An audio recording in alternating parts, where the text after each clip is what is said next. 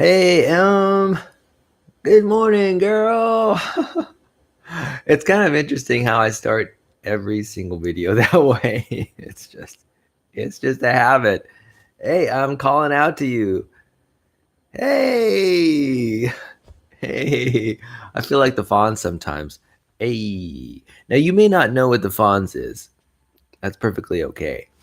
You're Gen Z, so you probably Happy Days was a sitcom that was popular in the early 1970s and mid and probably late 1970s. And it had an iconic character, Arthur Fonzarelli. And he wore a leather jacket and he would go, hey, he was like a member of a, I don't know, motorcycle gang or something like that. That doesn't accurately describe who he was. I think he was just like it probably doesn't matter to you now that I think about it. But an expression he used all the time was "Hey," and so apparently that's how I start my conversations with "Hey, hey." I know why. Why I wonder why a lot of my conversations start like that. There is no explanation. It's a mystery. Why does Miguel start conversations like that? I don't know. Maybe I watched too much Happy Days sitcom when I was a kid. Speaking of sitcoms, I'm a little bit curious about what sitcoms you're enjoying now. I don't happen to have Netflix, and I know that a lot of people are watching Netflix to get their daily injections of comedy sitcoms. Uh, and though I am kind of curious about what programs you enjoy, I personally don't watch television because I don't have one. I've got too much stuff to do. Honestly, I've got too much stuff to do. I'm doing things all day, every day. And what I do watch, though, is I watch YouTube videos and I watch videos using Skillshare.com, which is an education website. And if I think about it, I probably ought to watch more of Khan Academy videos. Maybe I could learn a little bit about mathematics or geology or geography or astronomy using Khan Academy. It's been a while since I've been to that website, and it's always a good idea to check in and see how things are progressing. They're always making changes to that website. I've been pretty impressed in the past with the things that they've added to it. And since I am a lifelong learner, I would be interested in that. I wonder if they are offering book reports and things like that. That would be interesting. So, Emily, I'm curious about what is interesting in your life today. What are you passionate about? What are you excited about? One of the things that I personally am getting interested in is plants, house plants. Now, I've never really been a big house plant person. In fact, I have one lonely house plant here. It's on my dining room table. Really beautiful house plant that's in a glass jar with some decorative sand and some decorative moss. But I am considering going all out and getting lots of awesome plants. Before I do, though, I want to make sure that I'm offering my plants an environment in which they can thrive. So, in fact, now I'm contemplating getting some kind of a sunlight measurement sensor that will tell me how much sun I've got in my home. And in it, I think there's a standard when it comes to growing things. There's like shade, half shade, quarter shade, sun, half sun, full sun. I want to get familiar with that scale of sunlight that is so that I don't want to buy a plant and then have it not do well. I don't want it to suffer. I want to buy the right kinds of plants for my home. I've got a limited number of windows in my walls, and I have window coverings, right? And I want to make sure that you know I buy plants that are appropriate for my place and appropriate for the latitude that I'm at, and appropriate to the sunlight I get. I mean, I don't get total sunlight all day every day. If I lived in a glass house, I would, and I could have an amazing garden, in indoor garden. But I don't live in a glass house. I know. Why don't we all just live in greenhouses? Why not? If you think about it. Well, I think the fact is that the sun is damaging to our skin. Yeah, the sun is a nuclear ball of fire 93 million miles away, and it is shedding its light onto us, the full spectrum, which includes ultraviolet radiation, UVAs, UVBs, and that stuff plays havoc on our skin. It doesn't take much, man. 15 minutes and I'm toast. Well, I'm not toast, but I've got some redness, man. I got some redness. You see, my ancestors are from Northern Europe, and Northern Europe is basically a high latitude climate, and we don't get a lot of sun, particularly during the winter time. I feel really sad for all of my ancestors who had to live and survive in the cold winters. And today winters aren't as bad because of climate change, but certainly 100 years ago, 200 years ago, 1,000 years ago, I'm sure it was freezing cold out there. You have to realize we're coming out of the last ice age. The last ice age was only 10,000 years ago, and we're warming up. We've been warming up ever since, losing the glaciers in the upper latitudes in the process. And this warming up has been great for me. I'm sort of on the end of this warming up period. It's getting warmer, of course, but I'm sort of on the end in the sense that this 10,000 year period is changing into a different period, right? It's not just normal warming or as the planet is moving out of its last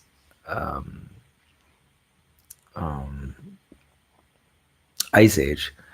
This is something entirely different. This anthropogenic atmosphere warming. It's a different phase. That's what I mean to say.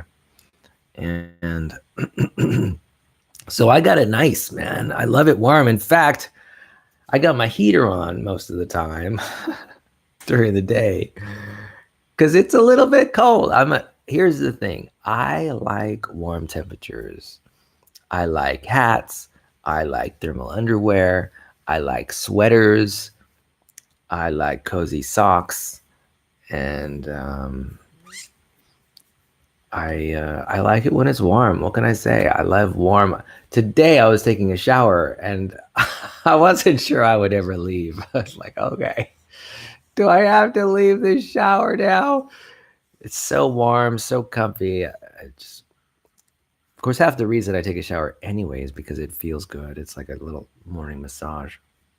I don't think human skin really needs to be doused in water every 24 hours.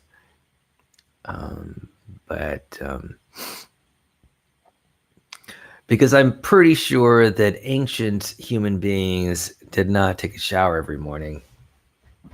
That's definitely a modern day phenomenon. And it's a luxury. I luxuriate in it, and I wonder what the future might bring.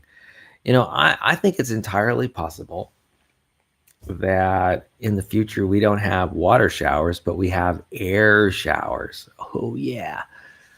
Now I kind of give myself a hair shower in the morning anyway through using, say, a hair dryer or blow dryer to dry my hair after I get out of the shower. But that wind is focused on my face only. I don't know what the future is going to bring. There may be a time when people just don't take water showers. I don't know. I don't know if that'll ever be the case, but I wouldn't be surprised if that happened. Human beings are always looking for a better way. Who knows? Who knows what the future holds? There's so much change in the air. So many things are happening right now. In fact, Google introduced their new video game development platform called Stadia. And I listened to, say, a 14-minute presentation from Google about the Stadia video game platform, and I was stunned that they were able to do it. They were talking about 4K, 60 frames per minute, or 60 frames per second video, very little lag between their data centers and our computers and our smartphones, and I was just really blown away by basically the offers that they were making. Even as a physicist, it is challenging. I mean, I'm really amazed how they can put so much data in the data streams that people have. Not people really don't have, at least in America, the fastest broadband ever. And for Google to make these, I don't know, promises, make these offers of people having almost no lag time in their communications with their video game consoles. I mean, it's just amazing. I mean, I'm just blown away. Somehow they've got the algorithms, they've got the speed so that people can play video games like that. I mean, wow, more power to them. So glad that they figured out a way to do it. We live in an exciting period today where there's so many things that are on the horizon in terms of scientific advancement, in terms of human knowledge. People are really getting focused on, say, technology and understanding our world. In fact, I noticed articles about promising therapies for cardiovascular disease and treating cancer and even treating Alzheimer's. There are people who are on the trail of fixing these perennial problems that human beings have had for a long time. And can't wait. I got the sense yesterday, after hearing about Stadia, about the miracles that are happening technologically out in the world today, that if I could just hang on, if I could just stay alive for another 10 years, all my problems would be solved. That's right. Hey, we got transportation problems being solved by autonomous vehicles. We got quantum computers. You got Stadia, right? Google Stadia. There's my video game problems gone. I mean, I just think that what's that going to do for the world of business? Oh, it's going to be amazing. I mean, the world's going to be so different in 10 years with technology. Even nutrition is changing. It's just fascinating. There's so many changes. If I could just hang on. The great thing is, I'm rather young still. I'm still 47 years old, so almost 50.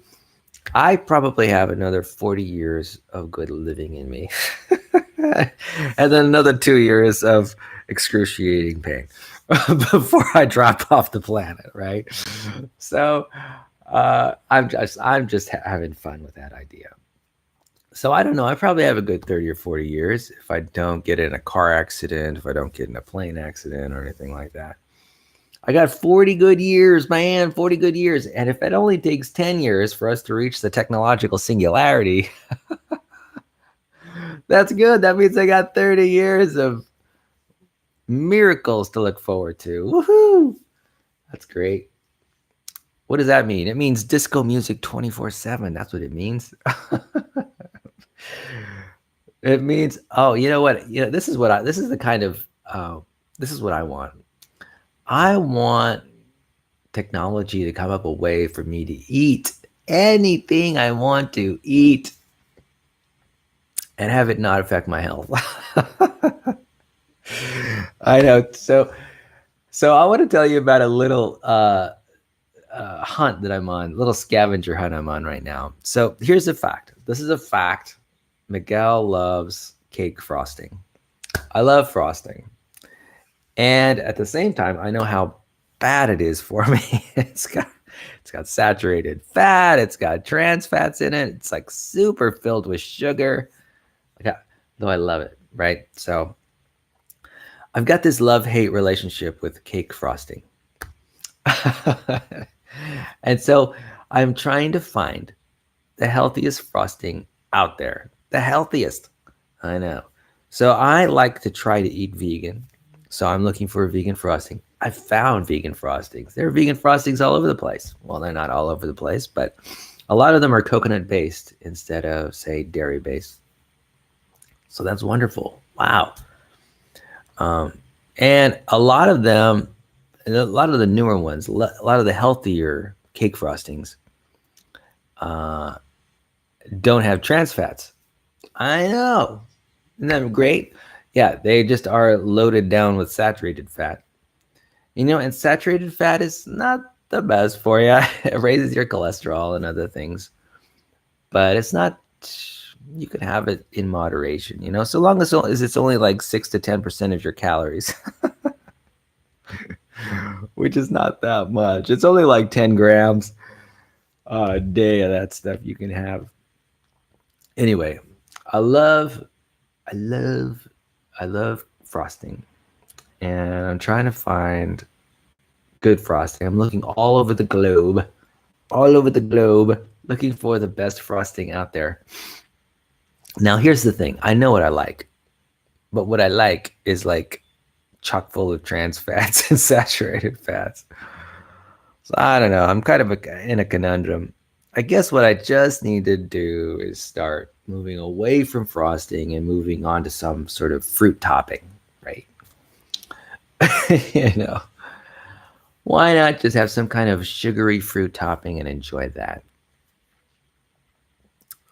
I can. Anyway, so I've been looking around.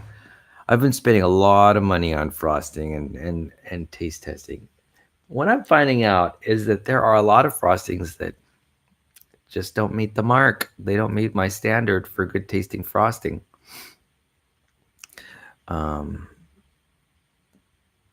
Yeah, it turns out that I have a very specific palate in terms of the frosting that I enjoy.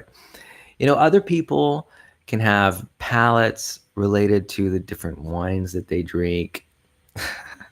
For me, it's all about the chocolate frosting.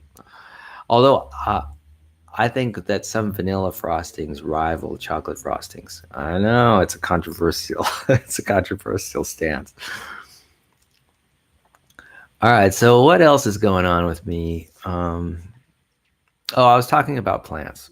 Yeah, so not only do I want to come up with measurement devices that allow me to measure how much sunlight is in my apartment, but also I want to have a sensor that tells me how much water is in the soil, so I know when to water my potted plants. So I think I need to buy some gadgets first before I start my foray into collecting potted plants. Just need to get that started. Maybe I could do it today. Speaking of today is Friday, the last day of the week, and I'm not going to be exercising in the gym today because tomorrow is a 5K race, a 5K running race called the Trenton 5K. It's Saturday morning, which is tomorrow, and it's out near Cabrillo High School. So, if you have an interest in doing that, let's go for a run together. That'd be awesome. I'd be totally open to it. And so I'm going to be there. I think registration begins at like 7 a.m. and maybe the race starts at 8 or something like that. So I'm going to be out there maybe 7:30 and gonna register for the 5K race, and we're gonna do some running. Hopefully the weather holds up. Hey Google, what's the weather going to be like tomorrow morning? Tomorrow morning in Lompoc, it'll be 51 and cloudy. Whoo-wee, 51. It's gonna be freezing, so I'm gonna need a jacket. Now, 51 for me is a little chilly. So I've thankfully I do have a jacket, and that reminds me too. I want to do laundry to make sure I've got my running clothes nice and fresh and clean. So yeah, that's what I'm gonna do tonight. I'm gonna do some laundry. We're gonna get our running jackets set up, and maybe I'll bring a hat, and we'll be good to go. We'll do our run. And it'll be out in the fields behind Cabrillo High School, so that'll be fun. I'm kind of interested to get to know what that area is like. I've run in the past around those pathways behind Cabrillo High School, but it's been a while, so I'll just have to follow everybody else as they're running. So yeah, I got running on Saturday. Guess what's happening on Sunday? There's a triathlon, baby. That's right. I think I'm gonna go check out a triathlon. I'm gonna start getting more interested in triathlons. I need to buy a bicycle. Maybe what I can do is I can scout around out there and look for a bicycle that seems interesting to me, and then maybe I'll go down to Hazard Cyclosports down in Santa Barbara, get myself fit tested for bicycle, maybe a racing bike, and I can basically buy a bike for my triathlons, and then I'm gonna have to buy a tri-suit for triathlons, and I'll be good to go, man. I already got the physical fitness. I can I can move through the water like a fish. I can move. I'm you know I could easily do 1 hour of hard pedaling on a bicycle. That's no problem. And of course, I can run. I can run. So maybe I'll do my first sprint triathlon soon, maybe in a couple weeks, huh? We'll see how things go. I do need to find a bike. That's a priority. I'm kind of struggling with a bike because on the one hand, I want an electric bike. On the other hand, I don't want to spend any money.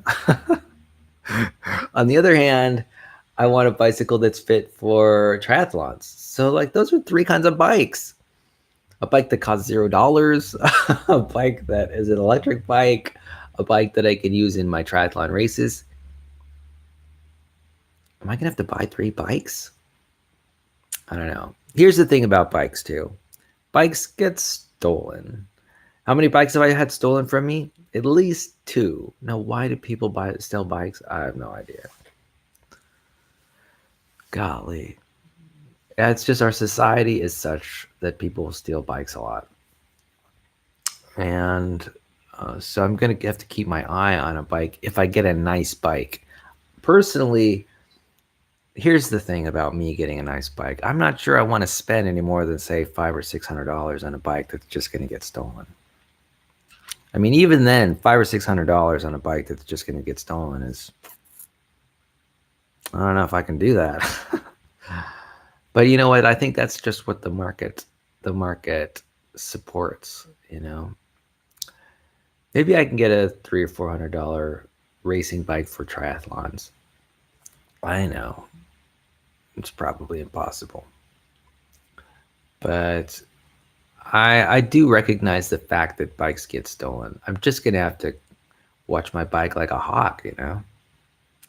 I don't, there might be some kind of new technology out there that can help solve the problem. Maybe I can get some kind of GPS sensor transmitter device that will help secure my bike so I don't have to worry about it so much. And not that I would worry about it. I'm amazed that people even buy like $2,000 bikes. like $2,500 bikes. There are people who buy like $4,000 bikes. They're out there. Now, I myself have bought $1,000 bike before. And believe it or not, it was a triathlon bike. But I ended up selling it because I just wasn't ready to commit to triathlons back then. Today, I think I am getting ready to commit to doing triathlons on a regular basis. I think I'm there. I'm there physically. The question is, am I there mentally? No. It's really just about prioritization. Heck, I could do a triathlon tomorrow if I wanted to. I just have to sort of prioritize my life around it. When you do a triathlon, you sort of have to be somewhat, you have to practice. You got to practice the transitions. You got to practice combining all three sports into one training session. Now, I do all three training sessions, but I do them on different days. I don't do them all on the same day. I could do them all on the same day. I have no doubt about it, because those sessions aren't that challenging to me. I do them all the time. I'm pretty sure I could do triathlon no problem. I just have to make time in my hectic lifestyle. Like I'm taking classes at night school. I've got full-time work. I got trips this summer. It's like, oh man, how am I going to fit it in? How am I going to pack in this triathlon lifestyle into that? Well, I already got the training part. I work out five times a week, or 5 days a week. So that's no problem. I already got the workouts figured out. It's just committing to doing a race. So anyway, I'm going to go on Sunday, this coming Sunday, I'm going to go to Lopez Lake and watch a triathlon happen before my very eyes. And I have a friend actually who's running in the triathlon. I'm going to be rooting for her. Her name's Diane. And I'm going to be rooting for her and her son. They're both running. One's doing a sprint triathlon and the other one's doing, I guess, the Olympic triathlon. So, yeah, I'll definitely be checking that out. Emily, I'm curious if you have an interest in doing any kind of running or triathloning. I know that you're in track and field right now. And I know that you run 3 days a week, Monday, Wednesday, Friday. And or is it like Monday, Wednesday, Saturday, or something like that? I'm not sure. I think it's 3 days a week, your training sessions. And what do you say we do some running together? Let's go for a run around La Prisma Mission, the lower loop. Sounds like fun, man. I don't quite know where you run during your training sessions. My guess it's probably near your house or near Cabrillo High School. But I need to do training. I run every week.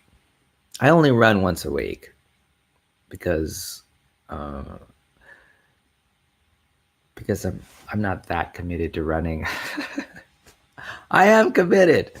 I run a good 4.5 miles once a week, and that's fine. I am getting faster, running faster and longer every time. But for me, it's a secondary consideration. Running is very important to me, but weightlifting is a higher priority. And I've got another priority too that's developing, and that is using the Jacobs ladder, which is a ladder mill, which I'm finding I'm really liking a lot, and maybe even more than running, because first of all, the ladder mill is a low impact exercise. It's functional, and I'm enjoying it. The problem with the ladder mill, though, is that you're pretty much staring into space while you do it. Anyway, so it's 30 minutes into my video, and the title of my video is my experiences on flights, airplane flights, my most memorable my most memorable good or bad airplane flights. So I wanted to share some of those experiences with you. 30 minutes into my video. So I do have in my mind a few examples of airplane flights that have been memorable. Number one, I think the most, believe it or not, the most memorable flight I had was a flight that my family took from Los Angeles to Hawaii. And it was good. It was so pleasant. We were in a huge plane. I think it was like a 777 or something. Maybe it was just, I think it was just a 747, which is actually quite a huge airplane. And it was, I remember just how big it was. Remember, I was a kid when we went to Hawaii. I was probably, I don't know, 14, 15 years old, 16 years old, maybe. And love traveling to Hawaii. I love the big airplane where they had the aisles and the chairs. And then I remember stepping off the plane in Hawaii and noticing the humidity just coming through the door of the airplane. And I mean, wow, talk about a life altering experience for a kid, right? Who doesn't do I mean, I did do a lot of traveling, but by car. I hadn't done a lot of traveling by airplane. And, I was just blown away by how awesome it was. The whole experience was just totally cool. As a kid, sitting in that big old airplane, and then the airplane taking off and landing, taking off in California and landing in Hawaii. It was just neat to sort of sit and watch the clouds go by. Oh, and then the stewardess at the time, they would distribute macadamia nuts on the flight to Hawaii, and maybe even on the flight back. I'm not sure. Oh, and then as a passenger, I got a lei, which is a string of flowers around the neck. When I visited Hawaii, so nice. I mean, come on. It was a really great experience, and I really enjoy it. So that was one of my most memorable airplane experiences when I was, 15, 16 years old, traveling to Hawaii for the first time on a 747 airplane. Big deal. That was a big deal for me. I have a sense, Am, that you travel a lot using airplanes. You've been all over the world. You've been to Turkey and Ireland and all these amazing places. I have not left the North American continent. Actually, no, I went to South America one time. I went to Brazil. But I'm so glad you're having these traveling experiences and experiences in airplanes. I would like to know what some of your most memorable experiences in airplanes have been. So now I've had other less nice experiences in airplanes. I remember traveling, and I don't know where, maybe I was traveling to the East Coast in an airplane, and we ran into some turbulence. And let me tell you, air turbulence is a challenge for me. I don't care for it. It's not my favorite. It's not one of my favorite things. And I can remember being rustled on account of some air turbulence here and there. Thankfully, it doesn't happen very often. It's actually a fairly rare experience. One thing about airplane flights is the start of airplane flights, particularly like when you just take off. It's like, I've got my fingers crossed. and the airplanes go, yeah. Actually, the start of any airplane ride is a thrill. That's for sure. Now, here's the thing. For me, I'm a guy who loves roller coasters, and I only marginally like flying in airplanes. The reason is because there's like there's a safety factor, right? In a roller coaster, I know that roller coaster basically does that same route on the rails 300 times a day, right? And I know that people have ridden on it and survived every time, and that there are safety factors. There's safety like harnesses and stuff that you get snapped into your roller coaster, and it's on the ground, and so it's a very what I'd call a reliable system, right? Things aren't changing. The roller coaster is secured to the ground using concrete and steel, and the steel is thick. And the harnesses are they're beefy, to say the least, right, from an engineering standpoint. Airplanes, I'm a little less secure feeling on airplanes because, well, they're in the air. They're not on the ground. You're kind of floating, in the air, and it doesn't take much to disrupt the human body. The human body is basically a bag of water, and we, as bags of water, we just we're prone to getting squished when the G-forces get a little high, and not that high, just a couple of G's, and we're we're begging for mercy. So when you're on an airplane, things change. I mean, it's serious. The airplane has to be flight worthy, so it's got to be a little bit light. It's not that bulky, and so it's also complicated, right? With a roller coaster, basically the roller coaster wheels are sort of locked in, they're latched to the rails. Whereas in an airplane, there are no wheels, there are no rails. Literally the only thing between you, if you're in the sky, and the ground is air, which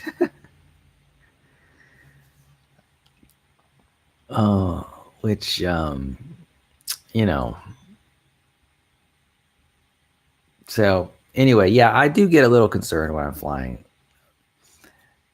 Basically what I do is I just calm down, really relaxed, and I try to be as thoughtful as I can and focus on something else. Hopefully there's an in-flight movie or I've got a book or a video game system or something. I've taken my Game Boy on board airplanes before, and to really good effect. Playing Space Invaders and Joust and Asteroids and Defender can take my mind off what's actually going on. Thank goodness for video games. In the future, we're going to have virtual reality video games. Boom. And I'll be able to take them on my flight and enjoy my little VR experience in a very easy way. I mean, of all the airplane flights I've taken, I don't know if I've ever once even saw a person play a VR video game in an airplane. That's got to be standard in the future.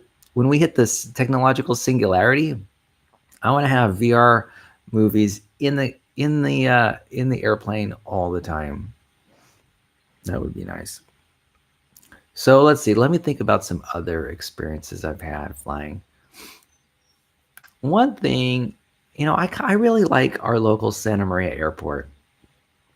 So I've got a lot of memories about returning from other places to the Santa Maria Airport, and the approach of the airplane and how the airplane lands on the runway. And I've got some experiences eating at the Mexican restaurant that's at the Santa Maria Airport. And, those are all very pleasant, enjoyable memories. Very nice. I do have another memory. I mentioned in passing that I had been to Brazil. That's right. I went to Sao Paulo, Brazil, a couple years back. And now that was a long flight. Holy cow. That was like a 12-hour flight. Maybe it wasn't 12 hours, but it was long. It was easily a 6-hour flight. And I can remember looking on the television screen that was tracking our path, our trajectory, say between point A and point B. And I remember noticing that I was traveling over the Brazilian rainforest, which is an amazing thrill. Just the idea that I was over the Amazon rainforest, to me, was exciting. You know, I don't think I've ever been on an airplane flight that was that long. I think the longest airplane flights I've been on are like 6 and 8 hours. Some of the more typical flights are about 2 hours long, and I think I've been, say, on a 3 or 4 hour flight or something like that, cross country.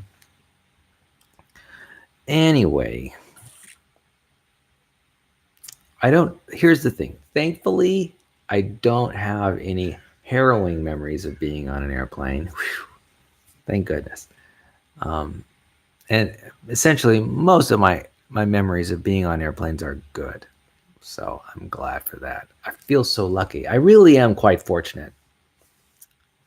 Very fortunate. I feel like super duper lucky that all of my airplane flights have been successful. Each and every one of them. How do I know that? I'm sitting here right now. So I'm glad for that. So those are the tales of my flying experiences. So speaking of tales, I am reading, or actually listening to the audiobook, J.K. Rowling's Harry Potter and the Order of the Phoenix right now in my car. I'm about 5 or 6 CDs through a 23 CD program, and I'm liking it. What I think is funny is that this Harry Potter character, J.K. Rowling, the author, has Harry Potter like always breaking rules and disrupting his friendships and doing stuff that I would never do, right? Doing stuff that any reasonable person would never do.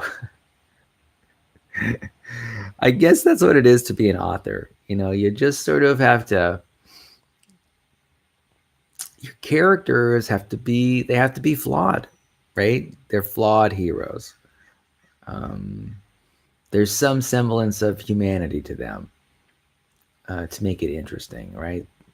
In fact, J.K. Rowling creates conflict. She needs to create conflict. She needs to create personalities that are in conflict, I guess, in order to mirror the real world, I suppose. But I think, because we're in the fantasy world, I think she feels a little bit more willing to create a little bit more conflict that even I'm used to.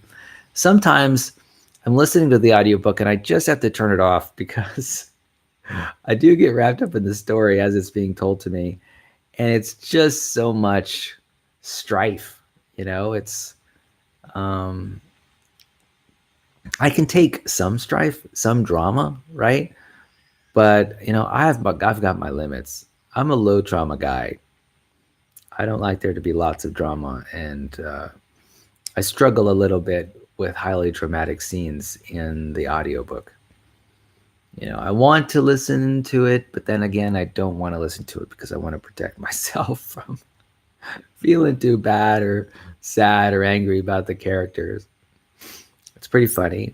It's sort of like a double-edged sword. I mean, I love being engaged with an audiobook and with the author's story. But at the same time, that engagement has its costs, right? Because it can be painful when heroes lose their parents, like Harry Potter does in this story, or, when bad things happen to good people, right? Oh, yeah. And I don't know. But, there are benefits to the story, too. When Voldemort gets his just desserts, right? The Dark Lord, then I feel good.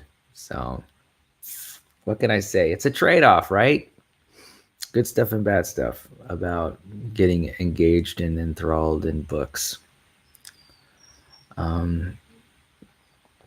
So what else is going on with me? I've got a midterm exam coming up on next Monday, and I've been studying. And I haven't been studying very hard. I'll be studying today. I use 2 main methods to study for my exams. Active recall is one method, and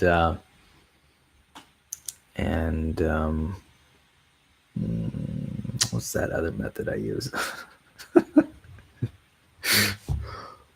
um, well, let's just talk about active recall. So, Emily, one of the things that concerns me a little bit is I wonder how you're testing, how you're preparing for your exams. Personally, I have specific study methods that I use, specific memorization techniques that I use in order to get through my exams and to do well. And I wish that I had the ability to convey to you what they were so that, it'd make it easier for you to complete your studies and do well at them in school. I think the next video I send you, which will be this coming Saturday, I think I'm going to have an installment where I talk about of the various memorization techniques I'm using to prepare for my midterm exams and to do well on my midterm exams. Yeah. So active recall is probably what I'd consider the most important method for studying for exams. Other people use different words to describe active recall techniques. For example, there are YouTube studiers that one of them calls active recall blurting she just describes whatever she knows about a certain subject and she just puts it out on paper or she says it out loud in a blurt, and that can work. And Ruby Granger is another one. She does essay writing. There are YouTube influencers that are in the study sphere that I pay attention to. There's at least 3 YouTubers who make regular videos about study techniques and study strategies that I watch on YouTube on a regular basis. And I get inspired by watching them, and I learn how to learn, basically. And active recall is probably one of the most powerful techniques. What active recall means is that you test yourself, that you put yourself in a test-like situation and you actively try to recall the answers when questions are posed to you on that subject that you're studying. And boy, let me tell you, that's a really efficient way to study. Hugely efficient. In the past, when I was in high school myself and in college, what I used to do is just do a lot of review. Like I used to read the chapter once or twice or 3 times. And even more recently, I think I've read a chapter like 4 times one time preparing for an exam. And, that's fine. There's some amount of, through repetition, there's a lot of benefit that you can receive. But there's no test-taking technique that I'm aware of that's more effective than active recall. And Emily, I urge you, or I ask you to, look this up on the internet. You look it up on YouTube and watch some videos about how to perform active recall study test technique. And, I ask that you at least give it a try, because it's basically a game changer when it comes to getting good grades in your classes. And I wouldn't have it any other way. It's my primary method of studying for exams and making sure I know the material.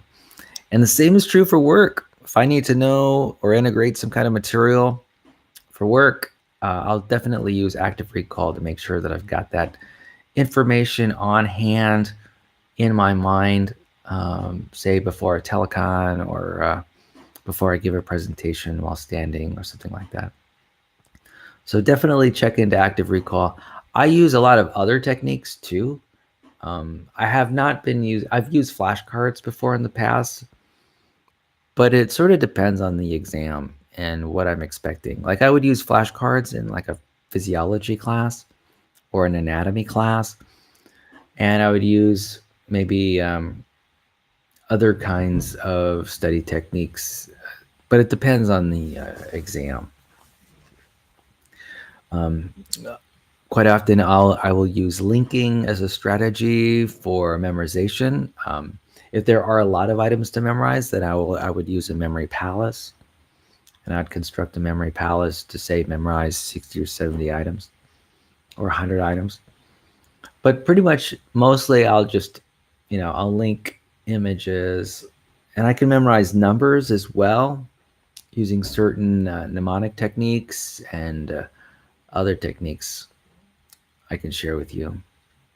Anyway, if you have an interest in knowing about memorization and study techniques, I'm someone to ask to help point you in the right direction. One thing that I found really handy is just reading books that talk about memorization techniques. There's a lot of them out there, and they can be really helpful in helping you gain confidence in learning material rapidly and accurately. All right, cool, man. So let's see what's the next question. How many bones have you broken? Share the details. Okay, I'll share one detail. I've really only broken one bone that I'm aware of. And I broke that bone in my foot. I think I broke, I forget whether it was the left or right foot, but it was a small bone in the base of my feet. And because the bone was so small, it didn't require a cast. And so I just used crutches for a couple days.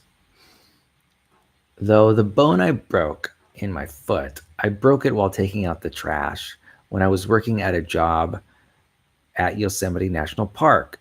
There was a wooden ramp that I was walking up and down to take out the trash at nighttime.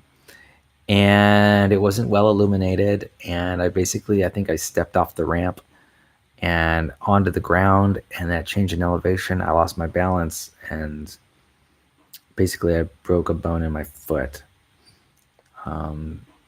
Essentially, it was a problem with lighting. I couldn't see where my foot was going, and I fell. Thankfully, I didn't hurt myself that bad. In a matter of weeks, like 3 or 4 weeks, my foot was kind of back to normal, and I only really used crutches for like 2 or 3 days, and then I was back on my feet again. So thankfully, I didn't injure myself that bad. But yes, indeed, a bone was broken. I think I had an x-ray taken to validate that a bone was broken. And boom.